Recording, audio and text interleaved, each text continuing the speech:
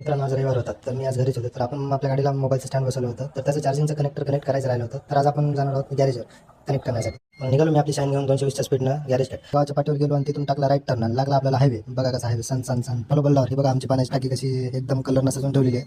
पाण्याच्या टाकीच्या खालीच आपल्या लड्डूभाऊचं गॅरेज आहे, जनता ऑटो गॅरेज. आमच्या गावातलं गॅरेज एकदम अत्यंत प्रकारे चांगल्या प्रकारे इथं काम होतं. म्हणलं आपल्या गाडीचं चार्जर कनेक्ट करून द्या.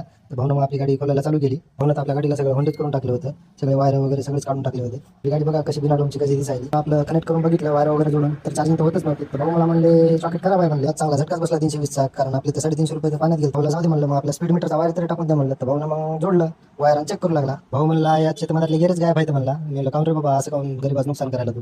भाऊ म्हणला हे बघा हे सगळे गेअर तुटले आहेत. तर ते म्हणलं टाकून, मग दुष्काळात 13 महिना मग गेअर वगैरे टाकून मस्त ग्रेसिंग वगैरे करून दिली. आता टेन्शन नाही. म्हणलं अजून काय असलं सांग म्हणलं, पण पैसे तुला सोयाबीनवर देईल म्हणला. भाऊनं मग टायर वगैरे फिट केलं आणि चांगल्या प्रकारे ग्रेसिंग करून भाऊला म्हणलं आता काय प्रॉब्लेम येणार नाही. मग म्हणला काय प्रॉब्लेम येत नाही, जा म्हणला सगळं निघालो मग.